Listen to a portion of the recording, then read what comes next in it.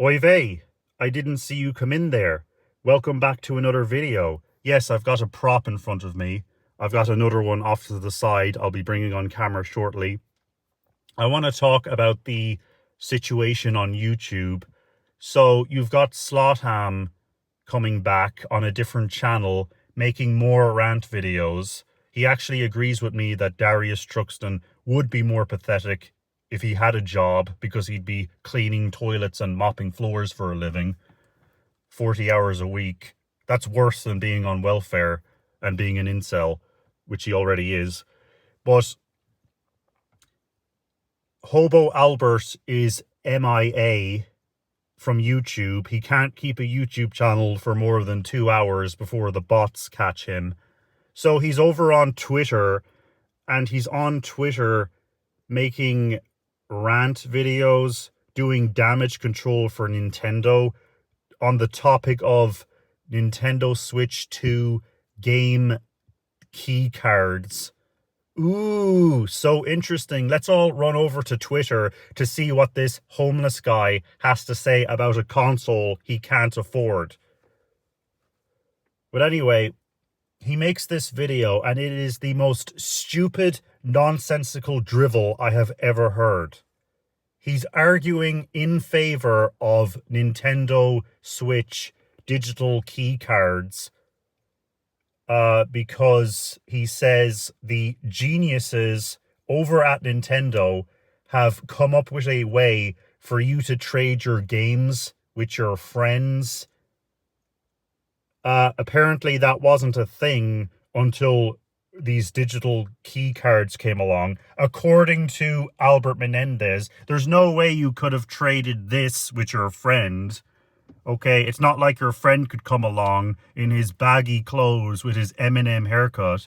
I got my welfare check right here. Can I buy your Mario game with my welfare? Yeah, there's no way that could have happened. Nintendo needed to come along with digital key cards. Idiot!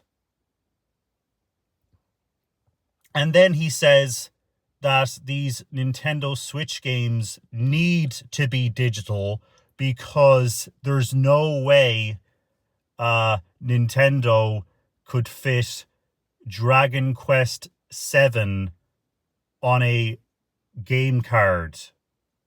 Okay, just use your brain for 2 seconds. Doofus! If they can fit 2 terabytes of data on a micro SD card, which is tiny in comparison to a Switch game card, I'm sure the geniuses, as you call them, at Nintendo can somehow figure out a way to fit Dragon Quest 7 on a Switch game card. How are you this dumb? And then the video gets really sad and depressing, where he says that Nintendo hired somebody called Miromoto, whoever the hell that is, and he says that Miromoto should be worshipped as a god. He should have a monument on a mountain dedicated to him. People should worship him because Miromoto created Albert's childhood. Well, I'm very sorry that your childhood was non-existent until some guy in Japan sold you a plastic electronic toy. Sorry you had no friends or hobbies aside from that. Hey, instead of worshipping this random guy in Japan who sold you a product, made $1 off of you, how about you worship the people who brought you into this world, who gave you your very life itself, your parents, the people who paid for the roof over your head, put clothes on your back, shoes on your feet, the same people who bought this electronic toy for you to vegetate in front of. How about we worship those people?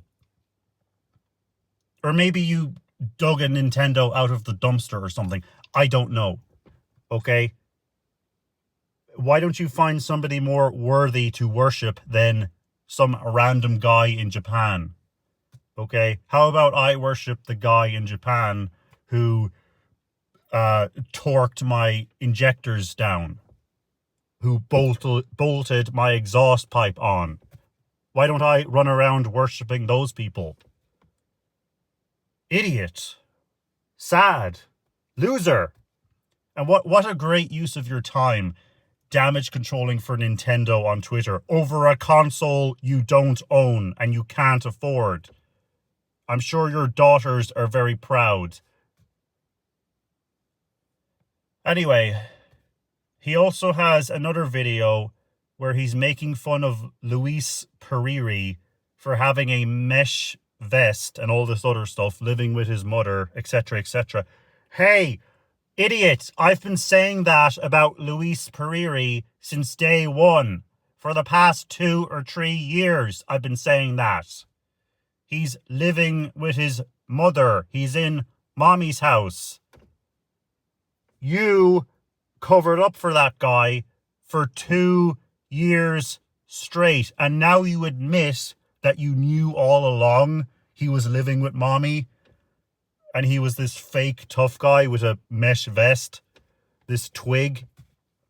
You're a phony. Like, I don't come on here to be friends with fakes and phonies. I came on here, I saw this Luis Periri 2 or 3 years ago. I said, who's this loser with his boring D. Reed live streams, his Keep It Real streams, where he's pretending to be a tough guy from the East Coast in his shitty New York mommy's Bronx Section 8 apartment building. I was like, I want nothing to do with this guy. I immediately called him out when 5lotham tried to group him in with the Darius Truxton community. Okay? I don't come on here to be fake. I don't come on here to be a phony. And I'm not going to be friends with fakes or phonies. That's what you did for the past 3 years. You and Dean TV. You spent 4 years ranting and raving about e-beggars, harassing John Hancock because he has a donation link. Meanwhile, you're friends with Dean TV, who sells Chinese shirts for $20 with crappy print on them.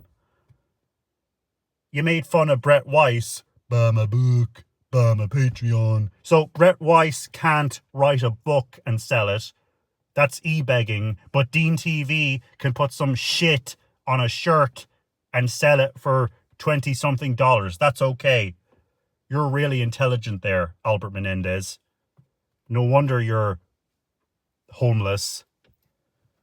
I was about to sarcastically say this austere intellectual with a successful life and nice house, nice car. He doesn't have any of that. He's homeless. No surprise. What a fraud. So anyway, yeah.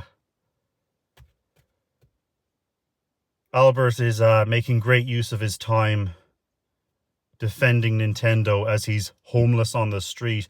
Why don't you concern yourself with being homeless? Why don't you concern yourself with where your next meal is coming from? How about that?